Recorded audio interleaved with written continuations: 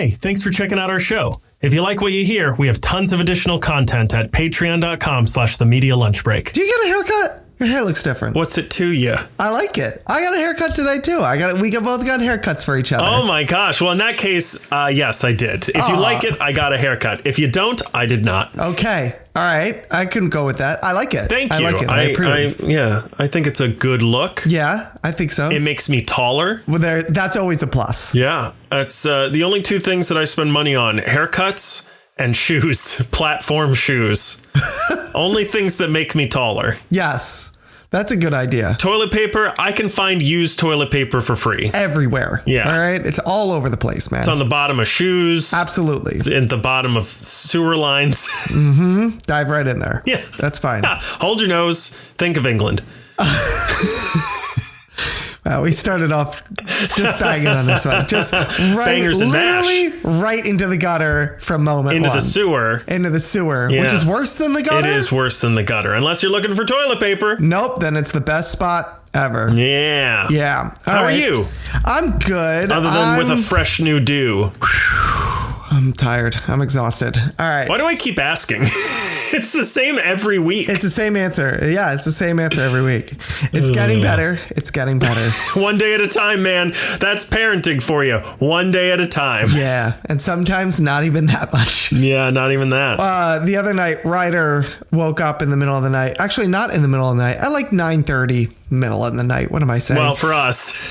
Yes. Woke up. I was like, what's going on, buddy? And I felt him, and he was soaking wet. And I was like, oh, no. Like you've never been there. No, I've been there. But this was, wow. It was, he peed the bed, and he peed so much, I don't think he's ever peed, ever, in his entire life. Yeah. I think he held it. Did he come to you like, I'm really thirsty? Yeah, he was like, for 4 years straight. He peed out every drop of water he had that day. Yeah, he was a shriveled husk by the end of it. Yeah, it was crazy. And it was so much. You ever have a situation where you're like, I don't even know how to go about attacking this right now. Oh, frequently. Like, You just described parenthood. Yeah. Yeah. It was just, I was like, I don't even know where to start. There's a puddle here. There's a puddle there. My kid is pretty much a puddle unto itself.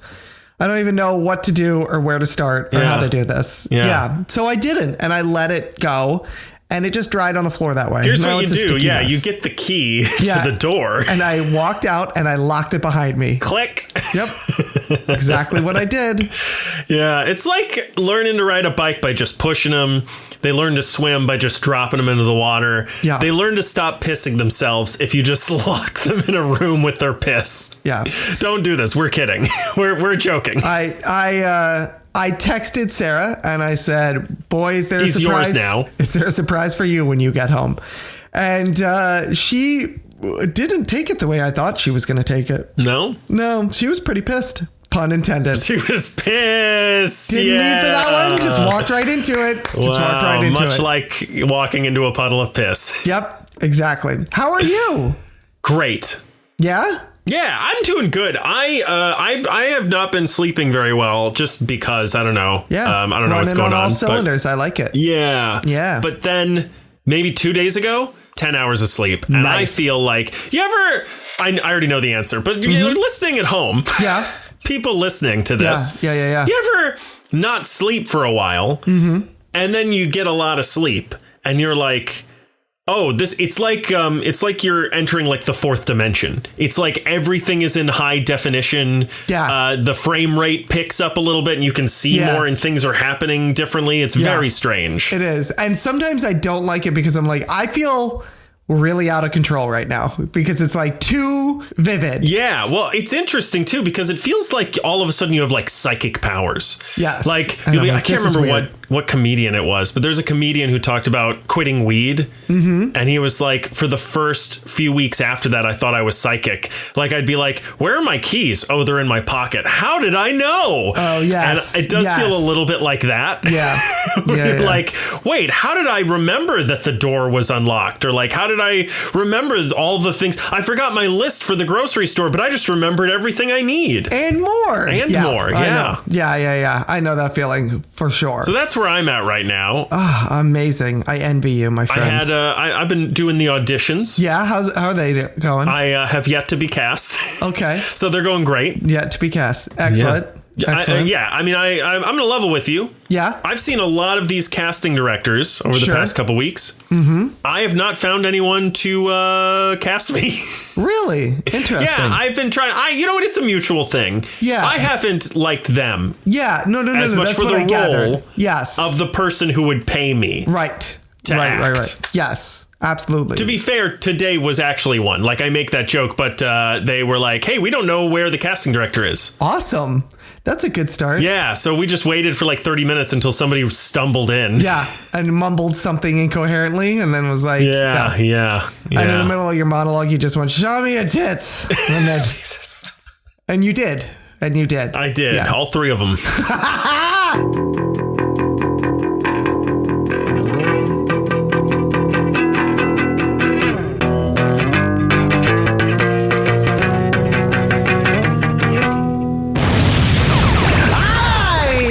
Welcome to the Media Lunch Break, bringing you all of your comic, geek, and movie news all in the time it takes to eat a good sandwich and debase yourself for casting director. My name is Chris Triebel. Alongside me, as always, is my co-host Andrew Dunn. Say hello, Andrew. Wouldn't be the first time, won't be the last. You know what? You got to fill a Monday somehow. You know what I'm saying? Yeah, I do. Yeah.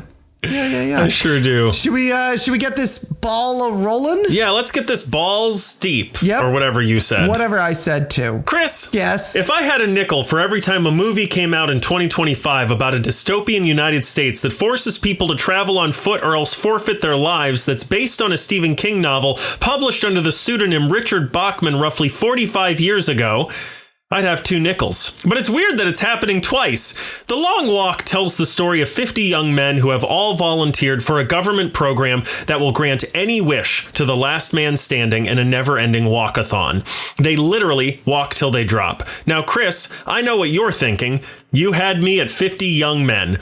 What did you think of the movie 50 Sweaty... What did you think of the movie 50 Sweaty Dudes? I mean, The Long Walk. You son of a bitch. God damn it. I have to cut so much of this out. Fuck. For everyone listening, this laugh lasted a lot longer than you heard it. Than it needed to. Yeah. Oh my God.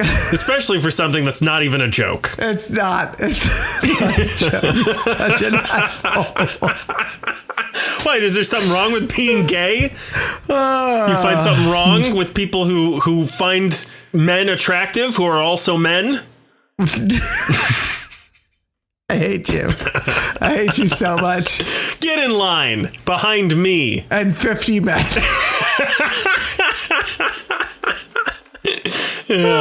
What'd you think of this fucking movie? I actually really like this movie. I thought this is really good. This is a tight movie to me. Don't say tight. Oh, yeah. I knew it. As soon as I said it, I was like, bad choice of words, oh, Chris. No. How are we going to get through this now? I really, really like this movie. Yeah. I really do. It's a simple apprentice? Yeah. Yeah. It's a simple apprentice. It's a simple apprentice. You're fired 49 people until there's one left. Exactly. It's a simple premise. It's funny because this is one of those premises I was like, how is this possibly going to work? Even it's only an hour. I think it's like an hour 40, something like that. So it's not very long, but even in an hour 40, I'm like, they're just going to walk. Like, what could they possibly that's it. Right. So I'll try not to spoil it, but like they kind of lay out the rules of the walk at the beginning of the movie. So the walk is, like you said, it's a dystopian society. They do this every year. They gather 50 young guys and then they go for a long walk. And the rules are if it drops below 3 miles per hour, you get a warning, then a second warning. And on a third warning, they shoot you in the head. Yeah. Well, I think the third one is the last one. And then the fourth warning is not a warning. Yeah. The third warning usually comes right before that bullet. Yeah. There's like, yeah. And then if you walk off the road, you immediately get shot to death. Yeah. If you touch anything that isn't the road, basically. Right. Yeah. You immediately get shot to death. And there's a couple other like rules in there as well. Well, it's weird, too, because at the beginning, and again, this isn't a spoiler. We're just talking about very beginning stuff. But at the very beginning, they say something like, oh, there's a whole rule book with a ton of rules. And the one guy even says like, there's a ton of rules, but suffice it to say, these are the 3 you need to worry about. Yeah, that's pretty much it. Yeah. And they kind of state some of the other rules. And for the most part, the rules don't sound like rules. They're just more like recommendations. Yeah, they don't seem enforced. I thought they were going to be enforced when they started breaking them. Yeah, they're not really enforced. But the 3 that are enforced are the slow down. To get rid of the warnings, you have to walk an hour to get rid of one warning. You have to walk an hour to get rid of each warning. And then don't go off the road or you die. Right. I think those are the 3 rules. Exactly. Those are pretty much the 3 rules. So with that being said, like that's a pretty simple premise. And I was like, how can you fill an hour 40 with just 50 guys walking straight down a street with those simple rules, right? But it's pretty compelling. Yeah. And it goes in some directions you expect. It goes in some directions you don't expect, right?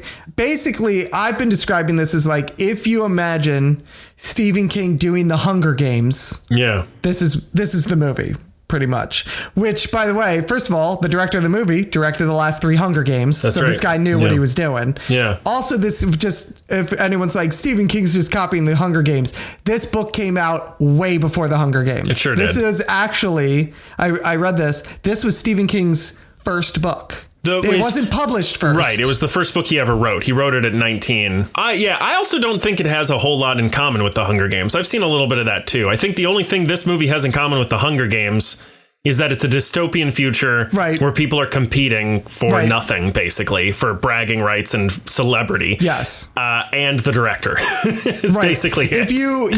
So it's basically the idea, like...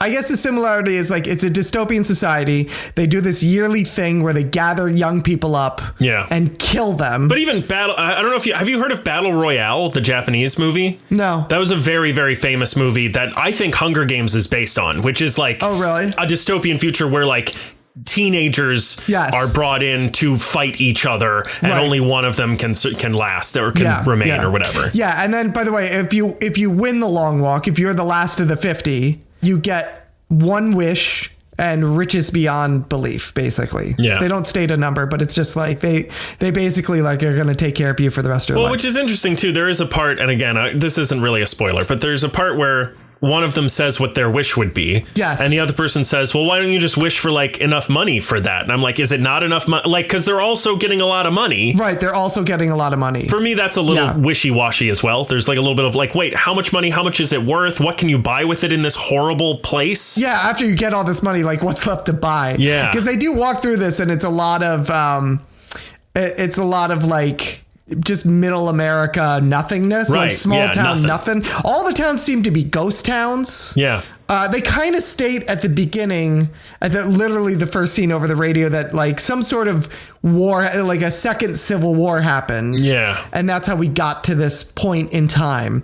And you kind of see it throughout the movie, like the effect that this must have had on the country. Right. Because all these small towns are just desolate. Well, you got to remember, too, this is also, we are only seeing the amount of distance that can be covered over the course of a few days on foot. Yeah. So that's another thing, too, right? It's like we're only seeing a very small portion of whatever this country is. So it is possible, I guess, that there's a bunch of, maybe there's a whole like metropolis somewhere that's actually really great that is separate from the rest of this like horrible piss world. Yeah, they seem to at the end, I don't think a spoiler, but they seem to at the end come into a city of some kind. Or like at least a burgeoning town. Like a downtown area or something? Yeah, because they go across a bridge. Yeah. And then they come in and there's people. Yeah. Right?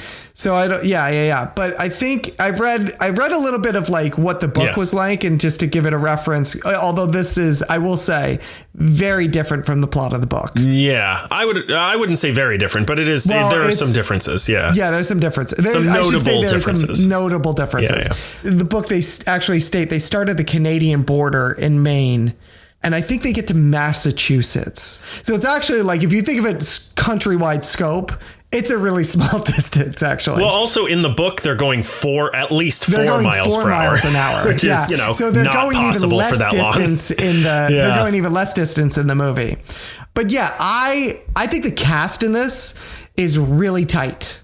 There's some really great talent in this. Let me look up. Hold on. I want to get names popping. I've got a bunch of the names if you want me to go through them. Yeah, hit me with the names. The director is Francis Lawrence. Yep. The general, of course, played by Mark Hamill. We've got David Johnson, who was in Alien Romulus. That's who I'm thinking of first. He's fantastic. Amazing job again. Yeah. This guy is incredible. He's one to follow. He's on my list now of I have a small list of young people who I go, oh, these are people I need to keep an eye on for their future movies and awards and stuff. Next 5 years, this guy's going to be nominated for something. Yeah, probably. You know what I mean? Yeah. Yeah. I think so. This guy's incredible. And then you got, just to round out some of you got Charlie Plummer. That's the long-haired guy, the kind of screwy guy. Sure. You got Ben Wang, who was in Karate Kid Legends. Yes, he was in the Karate Kid movie. Yes, he's the new Karate Kid. He's having a good year. He is, yeah. And frankly, this does a better job, I think, of showcasing what he's capable of. For sure. Yeah, he's really great in this. Yeah. And then the other one to really note is Cooper Hoffman. Yeah. And the two of them, David Johnson and Cooper Hoffman together, I think their chemistry is really great. Cooper Hoffman, Philip Seymour Hoffman's son. Yes, it is. Nepotism, yes, it is. Yeah, go for it. Is it? Yes, it is. Is it? Are you kidding me? First of all, we'll talk about it. But secondly, I want to say, while we're talking about the cast... Because his dad got him into the audition room for this movie? No, but probably for Licorice Pizza. Or at least knowing who he was and knowing how to... Is that what that movie's called? Oh, for the first one. Yeah. Getting him into the industry and figuring out how to do all that stuff and being able to have the last name of Hoffman. Look, it doesn't matter. Because before we get off of the... actors, I want to bring up Judy Greer, who I think does a really, really good job in this as the mom. It does a lot with a little. Yes. You know what I mean? She's in 3 scenes total. Yeah. And I think she's incredible. She is. You're right. You're absolutely right. Yeah. But yeah, overall, I think the writing was the script, the dialogue is really popping on something where again, the premise is just a bunch of kids walking down a street. Yeah. There's some really good dialogue in this and really interesting conversations that they give them. I'm talking a lot. What are you thinking of this movie? Yeah, I'm waiting for this. I think this movie is pretty good. Okay. I've been waiting to talk to you about this because every review that I've read of this is this is the most amazing thing ever. I saw somebody say that they were well, I want to wait. I want to sit on it a little bit, but because I'm hesitant because I probably just really like it because I just saw it or whatever. But I'm thinking this is going to be my #1 movie of the year. And I'm Sinners. I've heard Weapons, I can't imagine. I think this movie is good. I think this is a good movie. I'm going to level with you. I think it's directed badly, especially coming from the director of The Hunger Games, which is it's directed in such an interesting and cinematic way. This, I think where I can give credit to the director is it does feel a lot of well, how do we make sure it does feel like you're walking with the people. Yes. I can imagine the nerve-wracking anxiety of okay, how the fuck am I going to film this? Yeah. How do I make sure the camera is moving at all times? How do you budget for gas? Do you know how much gas you're going to need when the camera is constantly moving? Yeah. Stuff like that. So I do want to give credit for that sort of thing. But I think most of the movie, and maybe this is an attempt to make the world feel more dystopian, is filmed very flat. Mm-hmm. Very just 90-degree angle on, eye level. Okay, and action, right. And there's not a whole lot of interesting shots for considering we're going through middle America that has some of the best sunsets and best sunrises and stars. If there's no cities around or whatever, you can really see the Milky Way at night. Stuff like that. And even there's a couple little tastes of things you see a car on fire at one point. I would love for the world to have told more of a story about as you go on, are there dead bodies still from last year's walk and shit like that, That's fair. I'll agree with you on some of that. I think some of the more cinematic vistas, I think you're right though. I think you kind of struck on it of let's film this kind of flat because you don't want to it's not about the majesty of the countryside that they're going through. Yeah. Do you know what I mean? Well, it doesn't have to be about that. Even the color grading of it is it's all gray. Yeah. And I'm yeah, okay, I guess. And again, I'm sure I think a lot of it, though, is an issue that I I can't remember if I was thinking about it particularly, like specifically with this, but I was watching something and I thought, trust your audience more. Oh, it is this, but it's a spoiler and we'll get into it later. Okay. I think the director doesn't trust his audience enough, or his actors. It's one or the other, because this world, it feels like the director is like, oh no, I need to make this movie look a certain way so the audience gets it. Right. And it's like, yeah, we get it. Like all of this, we understand. You don't have to make it look not unrealistically, but like you don't have to color grade it in a way that makes this go, oh, it's dystopian, you know? Right. It does feel a little bit like getting hit over the head, especially on a Stephen King. He's a very, when told well, his stories are very subtle, and they build slowly. I also think some of the line deliveries are kind of poor, especially in the beginning. But based on which actors are giving what I think are sort of less than quality line deliveries, I think it's a director's thing.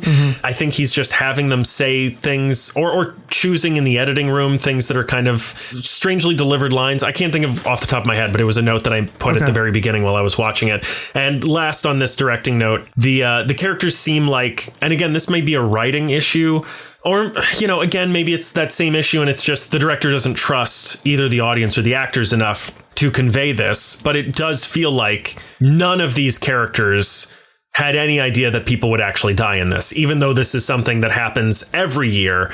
And I get that one of them was like, you know, part of me, there's a line, again, this isn't a spoiler, but there's a character who says, you know, part of me was kind of hoping this whole big thing would be an April Fool's joke. Oh, yeah. And, you know, when they pulled the trigger the first time, a flag would pop out that says bang on it. And they'd be like, just kidding. You can all go home now. But surely, like, it does feel like they're like, you know, what are you going to do? We signed up for it and it's all fun and games. And then someone dies and they're like, oh, fuck, I didn't know that was going to happen. And I understand the desire to make that a more heightened, like a sobering realization that like, oh no, we're in it now. Right. But I think the jump from, well, this is all fun, this is just shits and giggles, to, oh no, people are dying is too big of a jump for me. I would have liked it to have been like, yeah, you know, this is going to be really hard, but I'm in it. I'm going to win. And, you know, or whatever it is, like people are going to die. I'm preparing myself for that or something, which I think Judy Greer does really, really well. And I think she sets that tone. Yes. Without her, I think this entire thing kind of fucking falls apart. Yeah, I think you can read in her character, like from the first scene that you see her, which is basically the first scene of the movie, that she gets the gravity of this situation. Right. Yeah, but she kind of feels like the only person who does. Yeah. And again, maybe that's intentional, but for me personally, all the little things that I have with this are just that. They're little things. They're personal opinions as opposed to like, wow, this was bad or whatever. You know what I mean? It's what I would have liked to have seen more. Yeah. Not that it was a wrong choice or whatever, but for me personally. And that's why I said at the beginning of this, I was waiting to hear what you had to say about this, because if you felt the same way as me, I was going to be like, okay, are we being gaslit? But now I'm like, it may just be a preference thing about certain things. No, I think you're kind of onto something with like the shock of the first kill. And I think it's a subtle thing, because their shock, you're right. It seems like their shock comes from the surprise of someone dying. And you're right. They would know. They know going into this. They do this every year. They must have been preparing for this. Yeah, like having nightmares. So I think it's a very subtle thing. And I almost don't know how you do it. But you need to show them not the shock that someone has died, but the shock of actually seeing it in real life for the first time. Right. You know what I mean? Yes. And I agree with you. I think it's a more subtle thing. I don't think we got the subtle. There's not a lot of subtlety in this movie. Yeah, it's not. It's they are very surprised like every time someone dies. And I think, and closer to the end, they start to get not more used to it, but you see it, like their reaction to it shifts a little bit. Well, and frankly, the movie gets more used to it. Like, it's like, there's another one. There's another one. There's another, because you can't go through all 50 of them and make it all a big deal every single time. That hill scene was, I thought, really. It is. No spoilers. I'm not going to spoil it. I'm just going to say the hill scene is great. It is very good. I do want to say as well, and this may just be, this might be not an issue, a reason from the writing. I don't think Cooper Hoffman is particularly impressive in this. I think he's fine. I think he says all those lines without bumping into the furniture. Yeah. But I don't see a whole lot of, I mean, I'm just comparing him to the performance of David Johnson. And maybe that's not fair because that man is an emotional powerhouse. Right. But I'm like, yeah, all right. Cooper Hoffman. Like until I was kind of like, why is he in this? Because I looked up his IMDb and I saw he had been like in like 3 things before this. Yeah. And I was like, why is he the lead in this? Because I don't think he's particularly good. I don't think he's particularly captivating.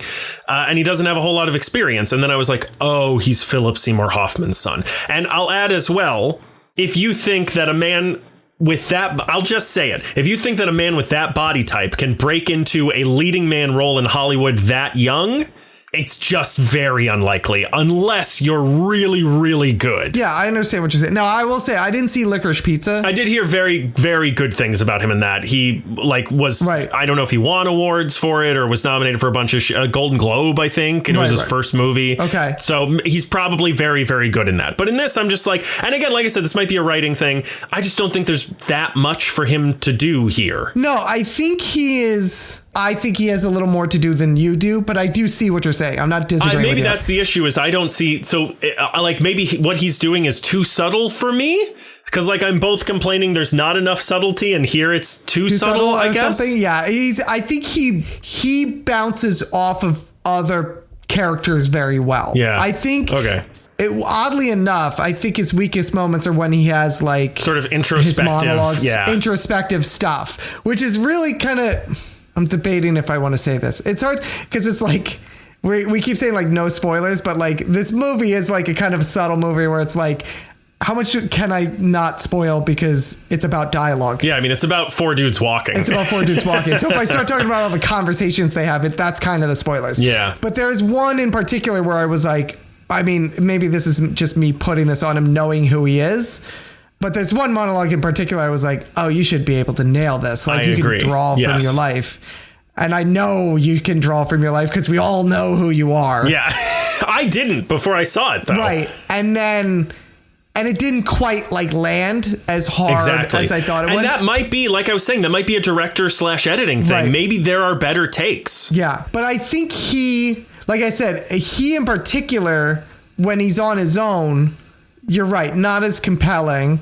But I think, again, him and David Johnson, I think bounce off each other really well. Yeah. I think he bounces off the other characters really well. Like when he's like, you know. Well, I think he does casual very well. I think he feels like he's saying all these lines. That's what I mean. Yeah. I think he, like when he has the dialogue with other characters, especially the central 4 that we'll call them. Yeah. Like they, you know, I think he's really good with them when he's jiving with them and just kind of like ribbing them or something like that. Yeah. It is, I think I buy that they have a genuine connection with each other. Yeah. I buy the fact that even in this event where they know going into it, they will all, except maybe one of them, die. Yeah. They still have a genuine friendship with each other, which is, I think, really kind of, you know, at no point was I like, why are they not like just competing against each other? Like, why do they even like each other when they know they're all going to die? Yes, I agree. And that has to be there or else there's nothing. There's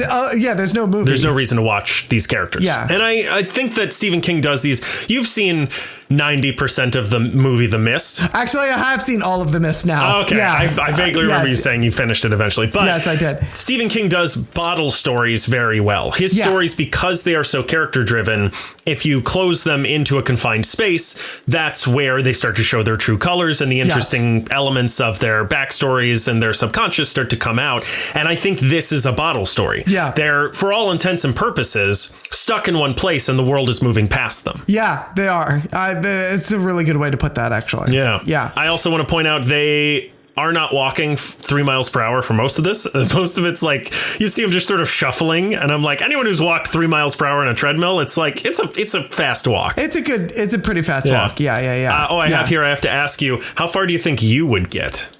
Well, I'd have to see how walking 3 miles an hour would feel. But I think I can make it a day. Yeah. I think I'd make it actually a full day. Like 24 hours or like until sunset? No, I think I can make it through the night. Yeah. I think I'd make it 24 hours and then I'd and then I'd slow down and they'd shoot me. Yeah. I was thinking, because so let's say they start at like 9 a.m. Right. You could rework your sleep schedule ahead of time. Yes. So you wake up at like 8:30. Oh, I see. Yeah. If that's the case, then I feel like I could do it. I could do pretty good, I think. I think I could probably do at least 24 and a half days is. 36 hours? Wait. 24 hours and a half days. What the hell are you talking about? You can't even, this is not a thinking competition. You can't even do this sitting down. What are you talking about? Listen, I was built for walking. My body type is perfect for walking. Yeah. And I think that I think I'd have a pretty good shot. Yeah. The heat is what would get me. Oh, yeah. Because especially once the movie starts, by the way, this is a small spoiler, but it's not really one. They give you food and water the entire way. Yeah, you get as much as you want, too. Like all you... Yeah. At one point, he just dumps it over his head. He's like, dump it over your head. Yeah. And then he's like, give me more water. I thought that was the hard part, was like, how do you walk 3 days without food or water? Or you have to carry your water with you, which is really heavy, you know? And I was like, oh, they just fucking give it to you. Yeah. Okay, I can do this, you know? I would... I'm trying to think. There's the one guy who's like super fit. Yeah. And they were like, oh, he's going to do great. And I'm like, it's just walking. Like, you don't actually need to be that fit for it. Well, and he also has no body fat on him. Right. Yeah. That's going to be difficult. Yeah. Nothing's stored up, man. Yeah. Yeah. I wrote here as well, it's just the right amount of rules. I think if there was one more important rule, I'd check out. Yeah. I can definitely understand that. Yeah. I think like if there was one more thing you had to keep track of. Yeah. I'd be like, I can't follow this. You know, like, because there's even a little bit of math that the audience has to do about like how many hours it's been. And so how many warnings do these people have left? Right. But it's like, okay, 1 hour of walking minus 1 warning. Yeah. Okay, that's easy math. We can do that. They also kind of set up the rules. I will say this. I did like that, like, they set up some of the rules before they start the walk. Like Mark Hamill kind of lays out like the main stuff. Yeah. And then all the other rules kind of come as you go. Right. But they did it. It wasn't like... I was like, kudos to you for not just having Mark Hamill do like a 5-minute monologue of rules. Right, and we're like, what the fuck is it? Like the one kid is there for exposition of here are the rules. And you get them like every other scene. Yeah. And also I think they do a good job of like every time somebody gets a warning, you don't have to keep track of it. Yeah. Like they're really good about like 2 scenes later. They're like, did you walk off your warnings? And he's like, yeah, I'm done now. And you're like, okay, and eventually the warnings become just sort of background noise as well, where you hear like, you know, number 23, first warning. Number 45, first warning. First warning, yeah. It was pretty cool. Yeah, it is. It works really well. Yeah. I want to point out here as well, the Three Musketeers, and this sounds... Oh, I know exactly what you're going to say, and I bumped on it too.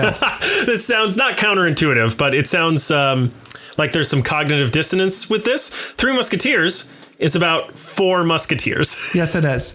There is a band of them who decide who kind of form a friendship, and they decide to call themselves the Musketeers. Yeah. The original group is the Three Inseparables, and then they meet a young man who's becoming a musketeer, who becomes one, and he joins their group. Oh, in the actual Musketeers.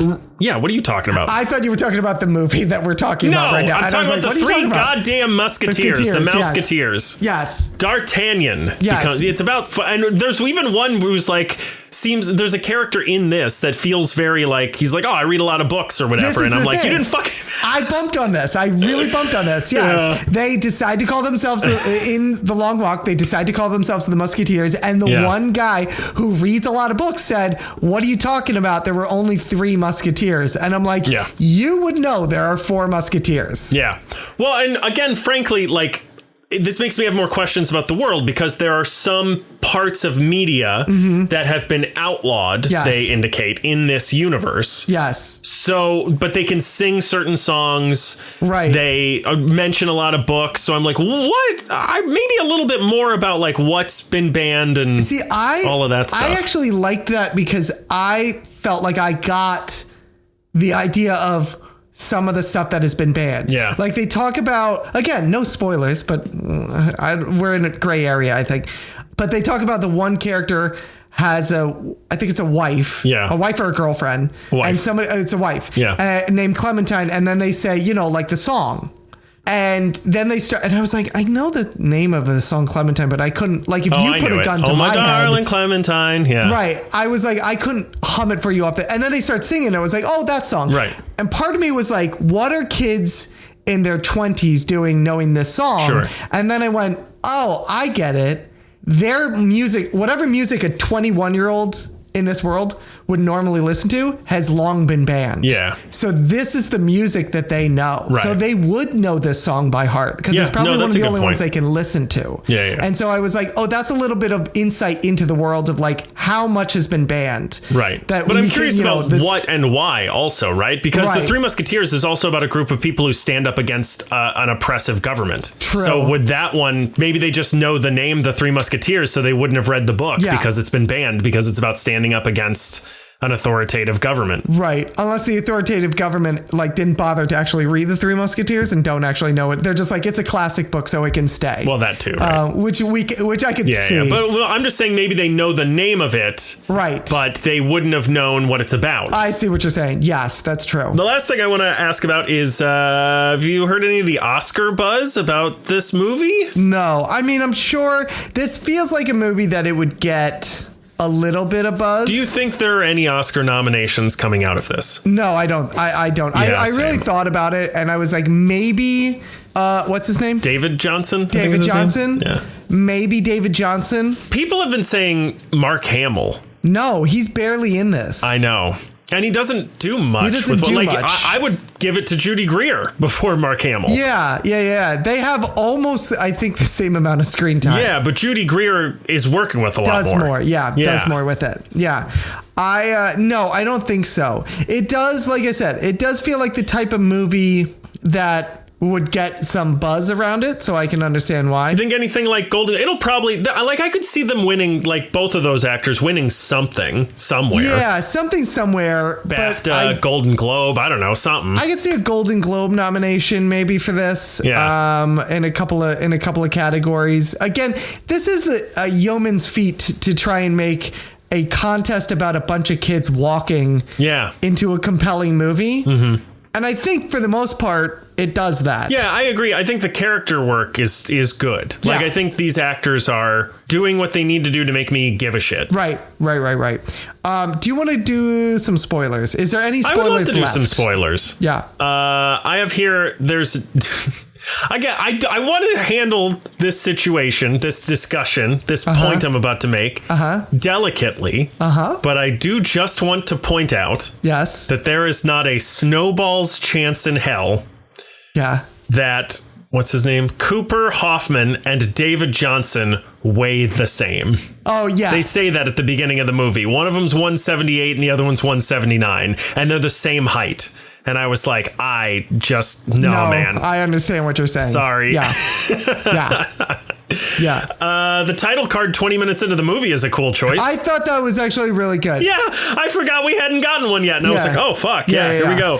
Then I saw an interview where they mentioned that they made that choice because they wanted to give a summary of everything that's going on. I think the first death happens. Yes. And then they're like, now the title card. Yes. Because they wanted it to be like, all right, here's the movie now. Like, you know what this is? Start. Right, exactly. Yeah, you are now the start of the walk. We have framed the movie and now we're inside the frame. Yes, absolutely. Yeah, I thought that was a really good choice. It seemed like they wanted us to be surprised that one guy is the general's kid, but they also made it really obvious. This is what I was talking about before, where I was like, it seems like they're not trusting the audience or the actors or something, because I was like... The one dude gets his thing and Mark Hamill's like, thanks, son, or here you go, son, or good luck, son, or whatever the fuck he says. Right. And the guy looks super surprised and then walks away. And I was like, is that his kid? Oh, I didn't even register that, actually. Oh. I didn't even see it. Yeah, because he calls him son. I mean, I thought he was using it colloquially. Maybe it's just me then, because, I was like... Colloquially. Right, yeah, but the reaction the kid gives him is like, oh, shit. Yeah. Because he even says later, I didn't know that he knew that I was his kid. Right. And he gives this big surprise, and I was like,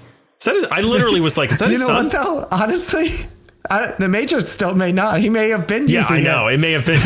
You're right. Yeah, he might not have. Because he also says he's got dozens of these kids in towns across America. Right, exactly. Yeah, but that's sort of what I mean, too, right? Like, I would have preferred the kid to be like, oh, it's just a colloquialism and walk away. Yeah. And then maybe we can have a scene later where the general's like, I remember your mom and she had a fighting spirit just like you. And then it's like, oh, shit. And then the others are like, wait, what did he mean by that? Right. And then we can go into that discussion, because I was like, well, that's obvious. Right. And that's kind of what I mean by like trust your audience then. Make it so that we don't know. Make it so we can't know. Right. But there is something off about this guy. What is it that's off about this guy? And I think if that one scene had been different, I wouldn't have caught on to it. That's what's off about him. Yeah. At the very end, they Hawkeye Black Widowed each other. Yeah, they do. And I will say, the one major knock that I can kind of talk about that's a spoiler, is they kind of they very clearly set up two endings. Yeah. Like either A is going to happen, right, or B is going to happen. Well, okay. I think they only set that up in the last 10 minutes of the movie to me, because I also was I kept waiting for them to all band together to overthrow this whole thing. Once they started talking about what is your wish, when they had that discussion, right, and then finally you find out everyone's wish, including Cooper Hoffman's. Yeah. I was like, oh, either this is going to happen, because he says, we're in spoilers, I can talk about this. He says his wish is he's going to wish for them to give him one of the guns. Yeah. And then he's going to shoot the major. Right. Right. And why can I not remember this? The other guy's name. But the other guy is you know what? My wish is basically wasn't it an orphanage or something? Yeah, he's gonna basically take it. Basically, it's like love and hate, right? Yeah. And I was like, oh, knowing how storytelling goes, they're not just gonna full on Cooper Hoffman isn't gonna get his win and then get his wish and just shoot the major. That's too straightforward. Right. I was like, either he's gonna die and other guy is gonna shoot the major, right, or other guy's gonna die and that guy's gonna not shoot the major and build an orphanage. I was like, those are the two endings. And I was a little, I guess, disappointed because I was like, well, yeah, okay. So, and that's basically one of those endings happened. I'll not even spoil which one happens. Yeah, but I was kind of hoping that there was going to be a secret third choice where they do something. Yeah, something surprising happens at the end. There was even the part where Cooper Hoffman touches one of the guns. Yeah, why didn't he just get shot? And they were like, "What was that about?" And he was like, "Oh, I just wanted to touch it or something." But I was like, "Wait, is that really why? Or is he testing something? Was he testing that an alarm wouldn't go off if he reached for one of them?" Right. You know? Yeah. Which somebody does at some point and rips a gun out and they just shoot him immediately. Yes, exactly. I'm not really sure why they didn't give Cooper Hoffman a warning for touching the gun. But that's what I mean. Maybe they didn't notice and he was testing to see if they would notice or if they cared or whatever. Yeah. And I was like, but no, it was Chekhov's gun. It was Chekhov's gun. Yeah, it really was. And then nothing happened. I will say the not trusting your audience thing, that really came from me at the very end when Mark Hamill spoke the most he spoke in the entire movie. Oh, yeah. Because he starts restating he's not going to shoot me, boys, because then right. And I was like, I would have shot him 3 sentences ago, just to shut him up. Because I was like, this is such a obvious. I was going to say, I think that scene would have been made a lot better if it was the same length in silence. Yes. If he just stands there, because that's who the major is for most of the movie anyways, just this omnipotent kind of figure. And that's about trusting your actors as well, because you can trust that David Johnson, the look in his eyes and looking back and forth and trying to figure out what he's going to do next, he's going to be able to fill that. I think, you know what would have been, all right, I'm going to direct this scene for a second. Sure. Okay. So he takes the gun, he points it at the major. Instead of the major doing the whole speech, all he does is, for the first time in the movie, takes off his sunglasses and you actually see his eyes. That's an interesting idea. And he just looks him dead in the eye and then then they pees his pants. Yeah. And shits his pants because he hasn't shit in 5 days. Yeah. Fun fact though, we have not done for anyone fairly new to this, we've been playing with the idea of doing commentary for our our favorite movies, right? Blues Brothers and Ghostbusters. Yes. And Blues Brothers, one of my favorite pieces of trivia of that movie is Elwood never takes off his was what? Does not shit for 5 days. He doesn't shit the whole movie. He's been shitting his pants the whole time. Yeah. Elwood never takes off his glasses and Jake never takes off his hat. Oh, interesting. But they each take off the other thing one time in the movie. Really? And famously, Jake, John Belushi's character, takes off his glasses only after pleading for his life with his ex-girlfriend who's holding a gun to his head. And he removes his glasses And it works because John Belushi knows how to use his eyes to tell a story. Yes. And I agree with you. I think Mark Hamill probably knows how to do that as well. Yeah. And if you've got a good enough cinematographer and director, you can help with that too. You can do it. Yeah. But I think that's where I got a little disappointed is like, oh, it's option A or option B. And they actually had just option B. You know what I mean? They just did. They just picked one. It's not a surprise. Yeah, it's like, not really much of a surprise. There it is. Yeah. And you're right. I think I was also looking for a little more, and maybe this is too Hunger Gamesy. Maybe they chose not to do this because it is very much what the Hunger Games is about. But they reference the fact that the tanks have cameras on them and that this is being broadcast to America. And they really didn't. They mention it and then they don't really do anything with it. Yeah. For the rest of the movie. No, I agree. There's not a whole lot of like. And they even mention at the beginning, like the major even says, like, we do this every year because after this, it's like the economy just skyrockets because productivity just like skyrockets after this. And I'm like, I don't see how that works. Right. Like, I don't see how the one-to-one connection. I had that thought as well, where he was like, we used to be number one in the world and now we're at the bottom and we fixed that by killing 49 people every year. And I'm like, what? Right. And I'm not sure how that works. Now, first of all, I will say, at first I was like, well, that's bullshit, but also it would be a bullshit line that someone like the Major would give. Right. Yeah. But the problem comes at the end of the movie when they go into the city in the last scene and people actually like go fucking ape shit for that shit. Well, and that's one of the things I was going to say too, is I remember I said that about telling a story, that like the background and the world needs to tell a story as well. Yeah. I think one of the things I was kind of hoping for is that as more and more people, like you see a person here, a person there, there's a family watching over there. Yeah. If instead that number... They're saluting. Right, yeah. But if instead that number grew as it went on and people started hearing what the young men are saying and being like, wait, this is awful. We should stop this. And then at the end, when they enter the city, it's completely demolished because people are rioting. Right. And like there's like a group of freedom fighters who are trying to bring down the government who then save the two boys or whatever, you know, like I could see that being a thing that like their biggest mistake was televising this. Right. And getting people into a state of revolution. Right. Yeah. Yeah. That would be, because they even have that moment where they're like, fuck the walk, and they're playing music and everything. Right. Which feels like it should be against the rules. Well, and they said it is. Yeah, but they don't do anything about it. Right, exactly. It's not enforced. Literally, all of them, I think they're down to like 20 or something at this point. Yeah. They're all like, fuck the walk, and they're playing music and everything. They don't shoot one of those kids for that. But see, and that gives me the same feeling I had about him touching the gun, where I'm like, that could have been a test as well. Right. Okay, we were told that this rule is a real enforceable rule, but they're not actually doing anything. So maybe we can just keep talking about this. Yeah. I see what you're saying. Yeah. I don't have much left to say about this. That's all I had to say about the longest of walks. The longest yard. Yeah. A walk to remember. I liked it. Like I said, I give this a recommendation. I do as well. I think it's like a B- for me. I think it's a good movie. Yeah, I would say, I think I'd even up it to for me, I would up it to an A-. I don't think it's, like you said, some people are saying like, oh, this is the best movie of the year. I don't think it's the best movie of the year. Yeah. But I think it does, like this is a budget of like $20 million That's for this very movie. Good, yeah. This is a really good movie for $20 million. I agree. You know? And half of that went to Mark Hamill. Half of that, for sure. No doubt. Yeah. I agree with you. I think this is worth the ticket price. I think it's worth seeing in theaters. Yeah.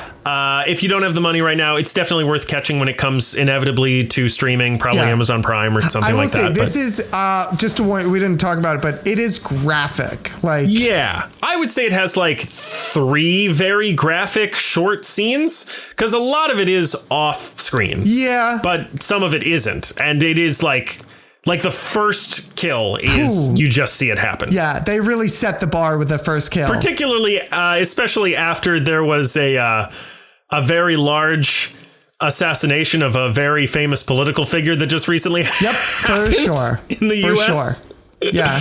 Yeah, there's a lot of, for someone for it coming out so short after someone was shot in the head. Famously, There's a lot of people getting shot in the head. Yeah. Do you want to go on to the reading assignment? I would love to go on to the reading assignment. Let's go on to the reading assignment. Chris. Yes? This week's reading assignment tells the story of a group of kidsbians who discover some strange paranormal events occurring around their scout camp.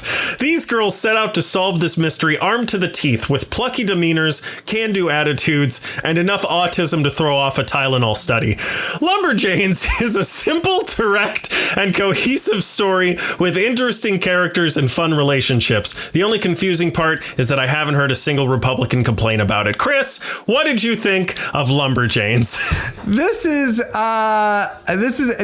We read the first volume of how many volumes are there? Not as many as I thought, actually. I thought there were like 20, but there are 75 issues. Okay. There's also like a bunch of novels, like actual novels. There's a few graphic novels that were released all at once. It's got a whole big media universe around it. Yeah. So we read the first volume, or at least I read the first volume. I don't know what the fuck you did, but I really enjoyed this. This is a really fun read. Like, we just read Nimona. Yeah. I almost said pneumonia. Yeah, I know. It's hard not to. Nimona by the same writer and artist who is the same person. Yeah, ND Stevenson was one of the writers on Lumberjanes. I think was the only writer and the only artist on Nimona. I think he also does some of the art in Lumberjanes. Okay. I think like it's basically like written by and drawn by the same like 4 to 6 people. Okay, got it. But this is, I kind of like this is nice because there's now been 2 things where I'm like, can I read this to my kids? Yes. Type of thing. Like giving you, I really enjoyed this. I really did. And it didn't take as long for me to get into as it did Nimona. Yeah. Where I was like questioning what this was. Maybe that's because I read Nimona first. And then I think it's because of what we talked about when we talked about Nimona, which is that Nimona was written by a kid in school. Right. And and it was like there's a word for it, but like it was released over time. Right. And like this person was ND Stevenson is in school trying to do this and gets better as they're learning how to write. Right. And it eventually becomes a cohesive thing at the end. Yes. Whereas this is just by 4 writers. Right. That's true. But this is a lot of fun and it flies by real quick, but it's very quirky. The characters are all really, there was a little bit at the very beginning of like, who is this and who is like who is not even from the art where it's like I can't distinguish character from character, but it's just like they all kind of have, they're all the quirky one and they all kind of have the same voice. And then usually in a book like this there's a quirky one, there's like that one neurodivergent goofy one, but they're all that, all are also distinctly quirky in their own unique ways that you discover later. And as it goes on, as the volume goes on and each issue goes on, their quirks become more individual. Right. And by the end, like, I think this is really great for kids because by the end, there's one that will be your favorite. Yeah. And it's different for everybody. Yes. And they each get equal play. Like each character gets, it's beautifully like laid out. Each chapter or each issue is basically a different type of badge that you would get as a Lumberjane, which is the equivalent of like a Boy Scout or a Girl Scout. Right. But each one is a badge, right, that you would get. And then the chapter somehow incorporates the skill set of that badge. Right. And each character gets to shine based on like how they would earn that badge, basically, which is great. And it's, at first it felt like it was issue 1 and then kind of separate to it was issue 2. And then I think it's like one introductory issue. And issue 2 through whatever the rest of this volume is really just one storyline. Yeah. Right. Which plays into the first issue, but like really it's like 2 through 6, let's say. Right. They had a pilot. They had a pilot and then a series pickup for sure. Yeah. But it's interesting. And I could see reading this to my kids and then getting hooked and like wanting to go on to the next volumes and everything. Yeah. I'd like to, well, first I should point out the writers of this are Shannon Watters, Grace Ellis, Gus Allen, and ND Stevenson. And it was published via the Boombox imprint of Boom Studios. But I want to read this as well. Allison Berry of Comicosity said, quote, Lumberjanes is the book that so many have asked for, both accessible and girl-friendly without sacrificing entertainment value for the the older set. Girls doing for girls is important in comics, especially because it is traditionally dominated by male characters and creators. And specifically, the reason I bring that up is because of what you just talked about, which is the phrase, it's girl-friendly without sacrificing entertainment value for the older set. This isn't for kids. Well, how do I even put this? Like it's for kids. I know what you're saying, but not at the sacrifice of like mature themes. Yeah, and I think it's important. Like this would be a good one. Like I understand what they're saying with like it's important that this is not girl theme, but girl characters. Yeah. Right, but in some ways, and maybe this is just being the father of two boys, like this would be a really important one to read to young boys. Absolutely. Because it's female characters right. that you can go, oh, it's not a girly, right. You know, it's not the traditional girly story where it's princesses and whatever, and I can't relate to it or get into it. Like I can get into these characters and they also happen to be female. Right. Well, and I've been trying to work with my son on, and we actually had this thing that was very funny. There was someone who seemed to me to be somewhat gender non-binary in my local coffee shop. And my son was like, oh, when he gave me the cookie I asked for or whatever. And I was like, oh, we don't actually know that person's pronouns. And he was like, what do you mean? And I was like, well, we don't know if it's he or she or maybe they, them. And Rowan was like, no, he had short hair, so he's a he. Right. And I was like, oh, we don't know. And I was like, let me see if I can find this person because I can probably find the coffee shop puts on Instagram and tags their baristas. Okay. So I was like, let me see if I can find this person on Instagram and we'll see. And I fully expected it to be they, them. And it was a person who is trans mask and goes by he, him. And I was like, you win this round, little boy. But I know he was right. But this is a great one to talk about. Gender norms. Right. And it's not a story about girls. It's a story about, I don't even know how many there are, 5 or 6 people. Yeah. Right. And they just all happen to be she, her. Yeah. They all happen to be girls. Yeah. And and that's what I mean is that like you can read this to a young boy and kind of endear yourself to like, it doesn't matter the gender of the character. You can get into a story and appreciate it and relate to it. And God, those kids are so fun. They're a lot of fun. Yeah. I really like, by the end, I had a favorite. Who's your favorite? I don't know the name, but the redhead who who arm wrestles the statue. Oh yeah. She's great. I don't remember her name. April, maybe? My favorite is Ripley, who's the crazy monkey one. Oh yeah. That one's great too. Who says, if you let us pass, you can have all of my cookies. And then there's a whole panel where she looks down and then looks back up and goes, some of my cookies. I love it. So good. Yeah. So good. Yeah. And I will say there's, it's weird enough that I was like, I kind of want to know the mystery behind this whole woods thing. Yeah. Like you get a small taste of it and you're like, this is so interesting. I'm very excited because I had read further, I think maybe 3 or 4 volumes, but it was years ago. And I didn't even remember what happened in this one. And I was like, oh yeah, right. So I'm excited I get to start this back over again. I really want to read through all the way to the end. Yeah. Is it over already? Is it done? Okay. Yeah. Okay. Yeah. So I'm very excited to read it. I just love this story so much. It is really good. All right. Yeah, I don't think there's not much else to say about this one. All right. I have one more thing to read. Yes. Because there's a section on Wikipedia for this page. For this book. Okay. This story. I thought you meant for our podcast, but okay, go ahead. I don't think that we have a wiki. We should make one. No. You don't make your own Wikipedia. You earn a Wikipedia. Someone else makes it for you. What, you'll grow hair on your palms or what? Yes.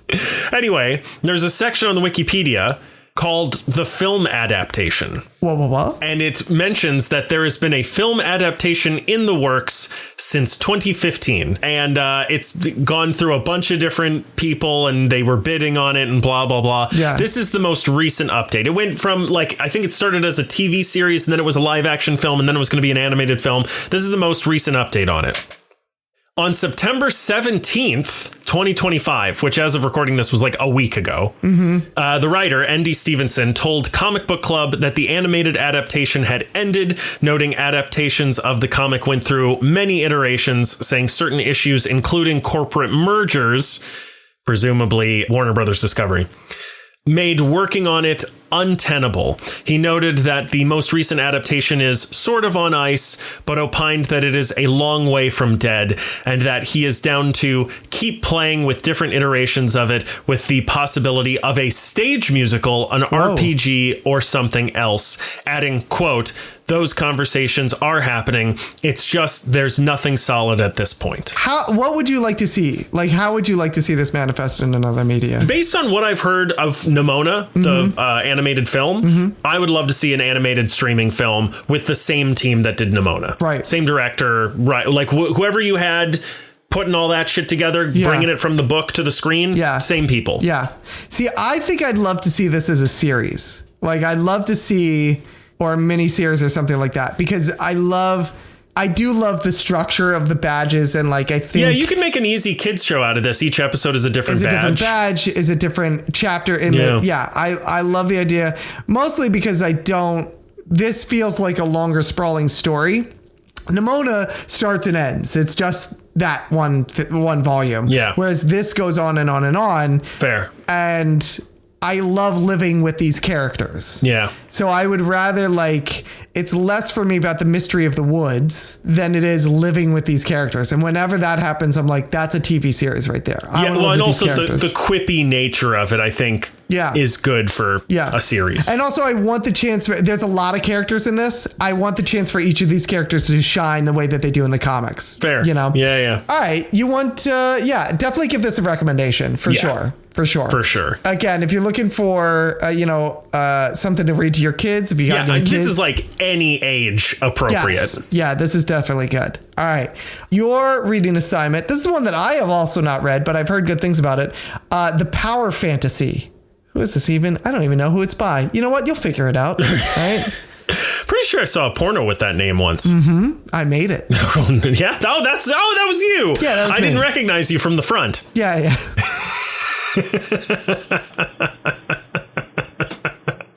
Oh, that took a turn that I did not expect. Yeah, turn to the front. Ah, damn it.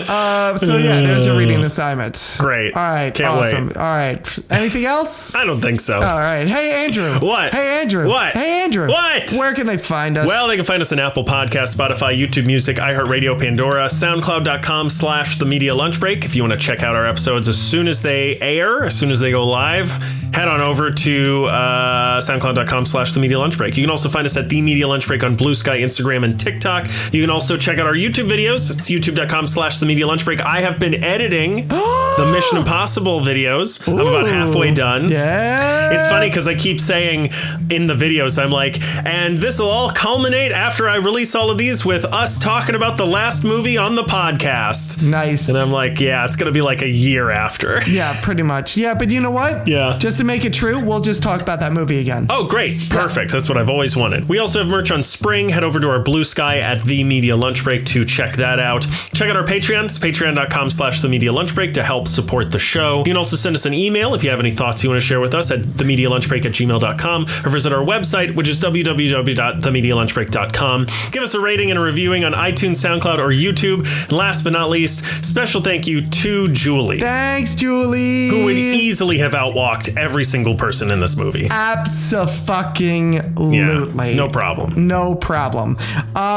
You can leave a rating and review, and you can leave it right in app. It really does help people find the podcast if you do that. So be sure to leave a 5-star rating in your app of choice. And as always, if you leave that 5-star rating, you can leave whatever type of review you want in there. So this week, I'll tell you what, if you leave a 5-star rating, how far would you get in a long walk? Let me know. Yeah, how far would you get? And let's be honest. Yes. Is the answer so short that they'd have to change the name of it to The Short Walk? Yeah, and if you can, tell me why you die. Yeah. What kills you? Is it shit in your pants? Stone in my shoe. I would just let them kill me. This has been The Long Walk and Lumberjanes. Next week is going to be the best damn day of the week, the Tuesday News Day. Tuesday News Day. And then after that, do you want to do One Battle After Another. The fuck is that? That's the Leonardo DiCaprio. Oh, God. Benicio del Toro. Maybe. I don't know. Okay. I feel the same way about that I felt about Caught Stealing, and I liked Caught Stealing more, so maybe. I don't know. Smashing Machine comes out October 3rd. Oh. So that comes out next week. Okay. I could probably do that. What, Smashing Machine? Yeah. I mean, I could probably do either. Do you have a... I'll tell you what.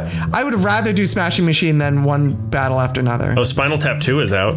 For the love of God, no. Really? No, I have no desire to see Spinal Tap 2. And I love Spinal Tap. Oh, that's why. Yep, that's it. Yeah, one of those. One of those. All right. It's going to be it's One Battle After Another or Smashing Machine. Or One Smash After Another. One Smash After Another. That was a movie I was in one time. Yeah. And then the power fantasy. But here's the thing. If you listen to this and you're like, oh, I got to wrap this up. If you're listening to this and you're like, hey, don't watch either of those movies, here's what you should be watching for the next time. Send it over to us, okay? If you've got a reading assignment, you read something, and you're like, here's your reading assignment for the next time. Both of you should read this. Send it over to us. If you're a creator, you made a pilot, you shot a film, you made a show, or you wrote a comic, anything like that, send it over to us. You want us to put eyes on it, ears on it, you want us to talk about it on the mics, send it over to us. We'll talk about it on the mics. We'll put you on the mic. You can talk about your own self, all right? Other than that, yeah, that's it, right? There wasn't a thing. Wasn't a thing. And now look at that. There's a thing. Now so there's if you a listen thing. to this, go out and make a thing. Go make a thing. Go make a thing. It's that simple. I thought I skipped something for a second. It felt weird, but nope, I didn't. Yeah, other than that, that's it. There it is. I'm done. You're done. We're done. There's nothing left. There's just nothing left.